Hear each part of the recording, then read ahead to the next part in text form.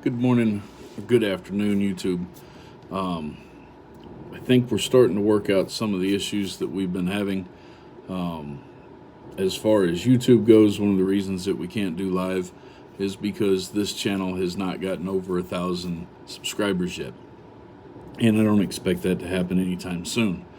My last channel, the channel that I had a couple of years ago where I did all my videos, where we did 1,000, 2,000 plus videos on there, I had way over 1,000 subscribers. And this wasn't an issue. But when we shut that channel down, well, technically we didn't shut it down, we just kind of let it die, We let it die out. When we shut that channel down, we moved over to this channel. As I said in my previous video earlier today, we never really followed through and didn't do a whole lot with it. And so we just aren't going to be able to do any live content on here until we can get the subscribers up to about 1,000. So this is relatively, this channel's been here for over a year now. Actually, a couple years now. But in that couple years, we haven't done much of anything with it. So it's essentially a new channel. We're going to have to build that subscriber base back up again, and it's going to take a little bit of while to do it. We expect it to take a little bit of while to do it, but we would ask for your guys' support. We'd ask you guys to share these videos out, get them out there, like and subscribe. Right? If you watch it and you haven't subscribed yet, like it and subscribe, and like I said, share it out. What we're going to do is I'm not going to go back and try to cover the last 2-3 years worth of gap in between all this, right?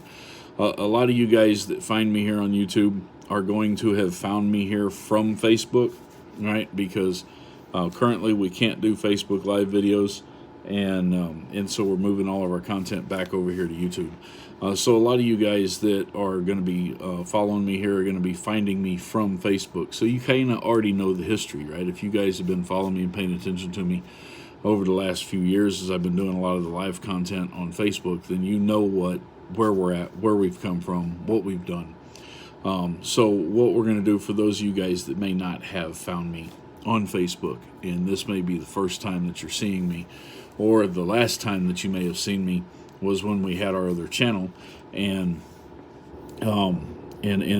we were still just an owner operator leased on to a company somewhere. We've come a long way. Old Blue is not around no more. Well, it is around. It's still being operated, but it's up in North Carolina. We sold it a couple years ago, and we bought a Volvo VT880. The Volvo VT880 has had a lot of problems, very similar to Blue, not quite as bad.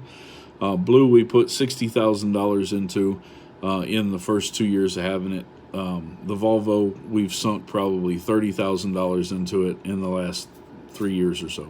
Okay, so we've not quite as much money, but the Volvo is getting more and more and more expensive, and we're fixing to phase it out. We bought a Kenworth T660. It was also blue. It was an old Melton truck. Really good truck. It lasted a long time. We made a lot of money off of it. It did a good job, but it just bit the dust last week, a couple weeks ago actually. Hell, I don't know, maybe it's been a month ago. It bit the dust, and it's a paperweight sitting up in South Dakota right now. I've got it up at a mechanic shop up in South Dakota. Friend of mine up there, Randy Cox, runs Cox's Alignment and Repair. For those of you guys that may be familiar with who Joe Cox is, this is Joe's son. And anyway, he's a pretty decent mechanic. He saved our tail a couple of times, and we definitely appreciate it. But that's dropped us, that's hurt us a little bit. Okay, we grew fairly quick. We got our authority 2017, grew fairly quick, and now we're paring it back down. We're getting down to, we'll be down to 3 or 4 trucks here in a day or two, a few days, and then we'll start building back up again as we're redoing everything. So this is kind of where I want to start. I know I said I wasn't going to go through everything, and I'm not going to go through everything that got us here, but I did want to give a little bit of background. So one of the things that we did, and I have so many different topics to cover and so many things to talk about, so much stuff to catch up on, that it's almost, I don't know where to start. Right? There's just a lot of things. So what we're going to do is we're going to focus on one particular thing at a time, All right, and then we'll do different videos about different topics. So what we did is we grew fairly fast, and we were doing good. I mean, everything was going well. There was no real big issues, no major complaints. Then this year the freights tanked, so things weren't going quite as good.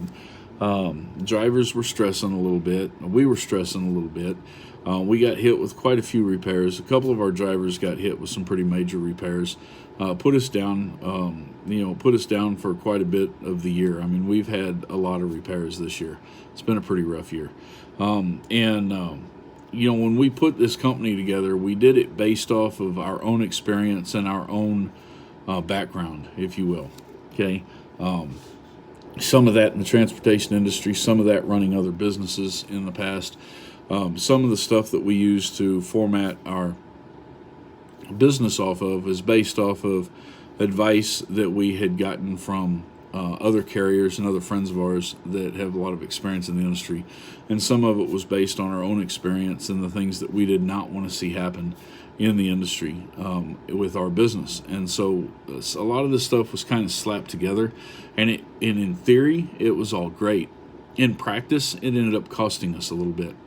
And so what we did is, because I've always preached this, and you guys that have watched me for the last few years, you know that I've always preached this, and that's that sometimes you've got to go back into your business model, and you've got to go back into your business plan, and you need to reassess.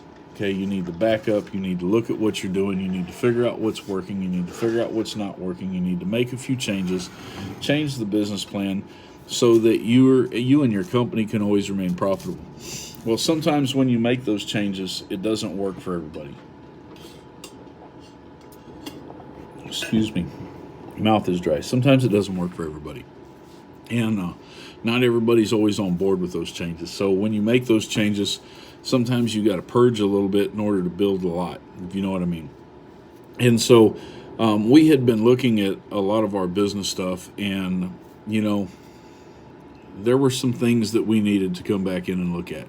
But we were too close to the situation, so we brought in some outside people to come in and go through our financials, go through our operating procedures, and go through all of our stuff and make some recommendations on what they felt like we needed to change, what they felt like we needed to put some attention to, and what they felt like some of our problem areas were. And we spent about a week working on that, and we made some decisions to change a few things. Okay, and so we're making those changes now. We're in the process of making those changes. As a matter of fact, as you guys may be able to see here, I've got on the computer right here our independent contractor operating equipment lease agreement right here. This is one of the things that we are modifying right now. Essentially, I'm rewriting it, completely rewriting the whole thing. I feel fairly strong that every carrier should be responsible for writing their own stuff so that they kind of know what's in it, and so that it can be personalized for their particular company, because what fits company A over here may not fit company B over here.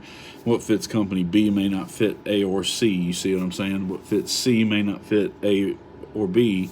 So going in and finding these basic contracts and then just copying and pasting them honestly doesn't work very well for you, and it'll get you into a mess.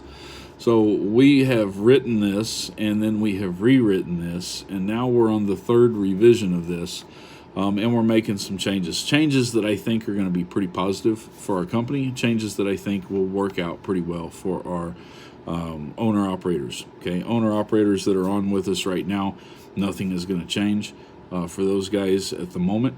When we renew their contracts, if we renew their contracts, then some of their contracts are going to change over to this right here.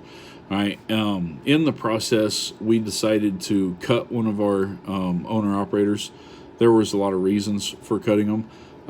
We're not going to get into that, and we're not going to talk about who the owner operator was. But we spent a little bit of time discussing some things with them, concerns that we had, things that we expected from them, and they responded and said that they weren't able to meet what we were asking and what we were wanting of them, and so they were going to go ahead and sell off their equipment and just go ahead and become a company driver driving local around them. It works for them. It works for us. I hate to see anybody make that decision to go out of business, but it is what it is, and I think it was probably for the best. It's probably going to work out for him. And so we have another owner-operator that's going to move on so that he can do some things that he's been wanting to do for a while. He's got another offer that he feels will fit him a little bit better. We are making changes, and those changes may not really work well for him. We expect we might lose another owner-operator. We might lose 2 more owner-operators, but that's okay. We're going to be putting on a whole lot more this coming year. And so we're paring down and working on our profit and loss, right? Because everything in this business is based off profit and loss, right? And so we're working on our profit and loss, and we're trying to make sure that we stay in a profit margin and that we do what's best for us as a company and for us as a family. So anyway, we've got this big office in here. We run it, me, my wife, and my son. My wife does all the back office work. I do all the dispatch work. I do all the operations work, safety work, stuff like that. And then my son does, I say I do all the dispatch. Really, my son does quite a bit of the dispatch. We've been training him for several months now, and he's actually gotten pretty decent at it. Anyway, we also do training seminars. We're going to talk about that later, though, because we're sitting at 11 and a half minutes. So we're going to have to go ahead and cut this off and shut it down for the day. We'll come back with another video, another topic a little bit later on.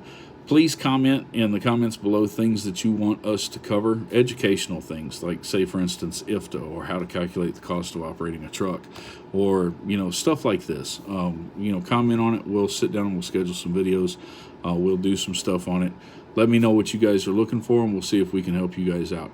Until we get this page established, we'll have to keep the videos down to about 15-minute segments, and then we'll eventually be able to get it back up the way I used to. Anyway, y'all take care. We're going to go ahead and cut it off. We'll be back in a little while. Guys, don't be strangers, right? This is my new YouTube. This is our channel. Share it, like, subscribe. Peace out.